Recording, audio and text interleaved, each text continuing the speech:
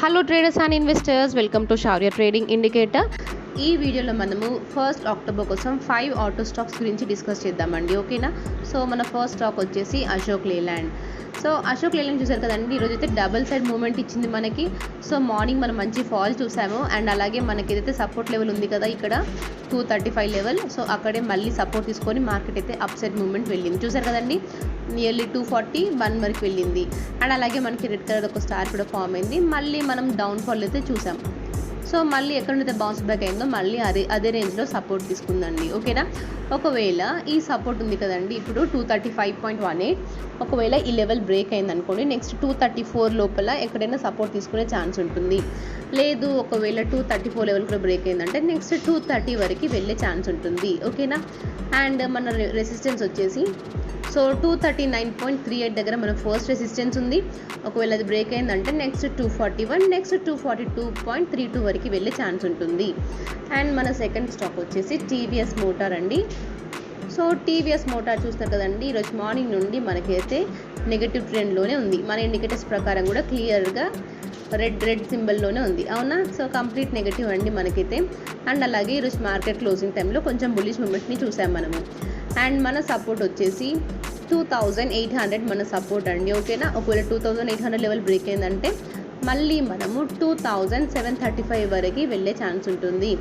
And అలాగే మన first resistance అండి, ఇమీడియట్ రెసిస్టెన్స్ అయితే 2867 దగ్గర ఉంది. ఒకవేళ బ్రేక్ అయిందంటే నెక్స్ట్ మళ్ళీ మనము 2882 వరకు వెళ్ళే ఛాన్స్ ఉంటుంది.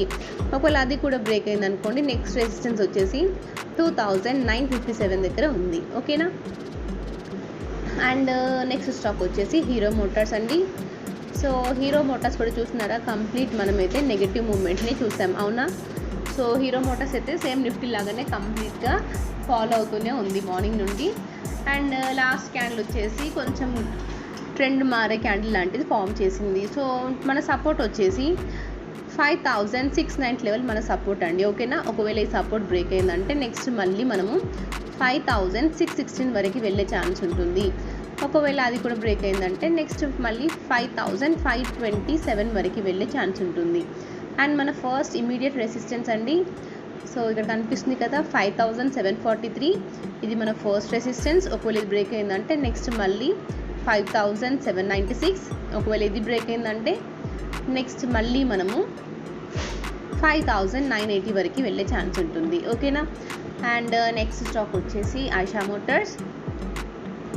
సో మన ఫస్ట్ సపోర్ట్ అండి 5011 దగ్గర ఉంది. ఒకవేళ ఇది బ్రేక్ అయిందంటే నెక్స్ట్ మళ్ళీ సపోర్ట్ వచ్చేసి 5970 రేంజ్లో ఉంది. ఒకవేళ ఇది కూడా బ్రేక్ అయిందంటే నెక్స్ట్ మళ్ళీ మనము 4930 వరకు వెళ్ళే ఛాన్స్ ఉంటుంది. అండ్ మన ఫస్ట్ చాలా ఇంపార్టెంట్ సెల్లర్స్ లెవెల్స్ అండి. సో మనకైతే ఇదే రేంజ్లో చాలా మనకి సెల్లర్స్ యాడ్ అయ్యారు. ఓకేనా? 5084 లెవెల్ అండి.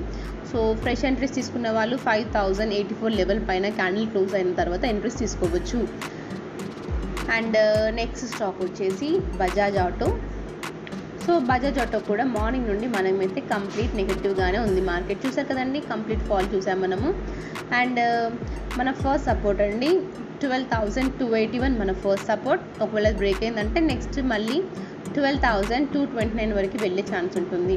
ఒకవేళ ఇది కూడా బ్రేక్ అయిందంటే మన ఫర్దర్ ఫాల్ చూడొచ్చు, నెక్స్ట్ 12000 రేంజ్లో సపోర్ట్ తీసుకునే ఛాన్స్ ఉంది. ఓకేనా?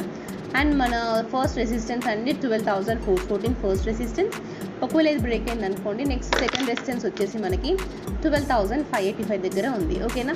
సో ఈ 5 ఆటో స్టాక్స్ని మీ వాచ్ లిస్ట్లో యాడ్ చేసి తప్పకుండా వాచ్ చేయండి. Thank you for watching.